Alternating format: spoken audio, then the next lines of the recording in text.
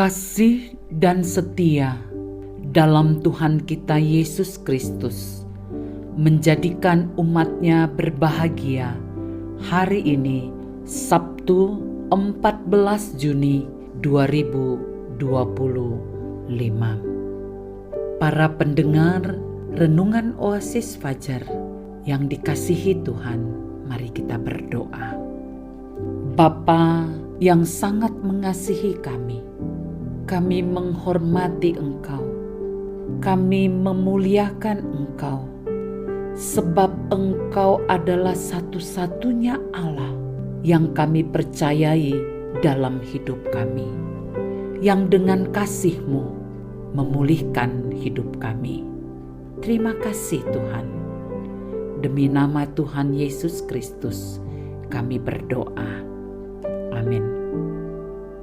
Saudara-saudara yang dikasihi Tuhan, pembacaan Alkitab kita terdapat dalam Yeremia 33 ayat 10 hingga 11. Beginilah firman Tuhan, di tempat ini yang kamu katakan telah menjadi reruntuhan tanpa manusia dan tanpa hewan, di kota-kota Yehuda dan di jalan-jalan Yerusalem yang sunyi sepi itu, tanpa manusia, tanpa penduduk, dan tanpa hewan, akan terdengar lagi suara kegirangan dan suara sukacita, suara pengantin laki-laki dan suara pengantin perempuan, suara orang-orang yang mengatakan, "Bersyukurlah kepada Tuhan semesta alam,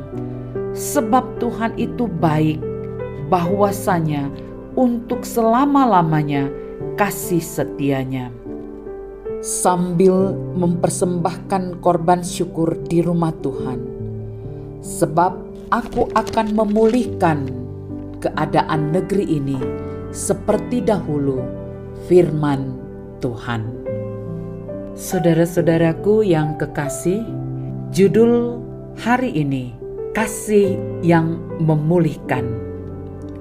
Ayat penekanan pada ayat 11, akan terdengar lagi suara kegirangan dan suara sukacita, suara pengantin laki-laki dan suara pengantin perempuan, suara orang-orang yang mengatakan, "Bersyukurlah kepada Tuhan semesta alam, sebab Tuhan itu baik, bahwasanya untuk selama-lamanya kasih setianya." Saudaraku, sesungguhnya rencana terbaik Allah untuk manusia mengandung damai sejahtera.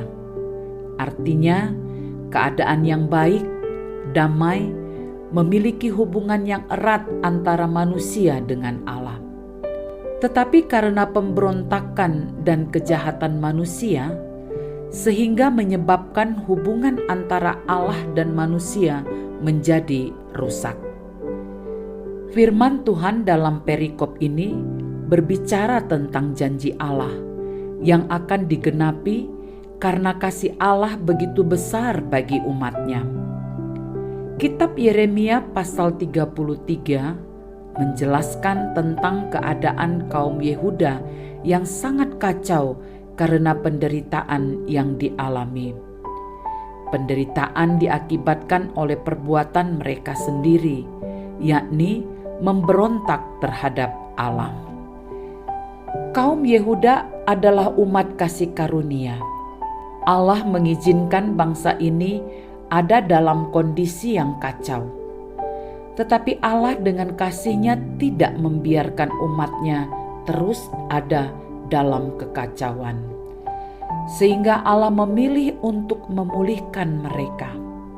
Allah kembali menganugerahkan damai sejahtera bagi umatnya, supaya manusia terhubung kembali dengan Allah. Kita pun adalah umat yang telah menerima kasih karunia Allah melalui penebusan Yesus Kristus untuk memulihkan hidup kita agar kembali layak di hadapan-Nya. Keadaan sulit terkadang Tuhan izinkan untuk dialami dalam perjalanan iman umat-Nya. Entah itu tantangan dalam pekerjaan, ekonomi, kesehatan, dan lain sebagainya. Hal ini untuk membentuk kita agar bertumbuh dengan baik dalam iman percaya kita. Ini juga terjadi untuk melihat ketaatan kita kepada Allah, setia atau tidak. Janji Allah yang digenapi kaum Yehuda juga akan dinyatakan kepada orang percaya dan yang berserah sungguh kepadanya. Dalam kitab Yeremia 33 ayat 6, sesungguhnya Aku akan mendatangkan kepada mereka kesembuhan dan pemulihan, dan Aku akan menyembuhkan mereka dan akan menyingkapkan kepada mereka damai sejahtera dan keamanan yang berlimpah-limpah. Penegasan: sebagai umat yang telah menerima kasih dan pemulihan dari Allah, kita harus hidup dalam ketaatan dan penyerahan diri sepenuhnya kepada Allah. Mari berdoa. Bapa di sorga, terima kasih untuk kasih-Mu yang begitu besar telah memulihkan hidup kami, sehingga damai sejahtera kami peroleh. Tolong kami agar setia melaksanakan kehendak-Mu. Demi Yesus Kristus, Tuhan dan Juru Selamat, kami berdoa. Amin. Para pendengar Renungan Oasis Fajar, demikianlah renungan hari ini. Tuhan memberkati kita dengan melimpah. Amin.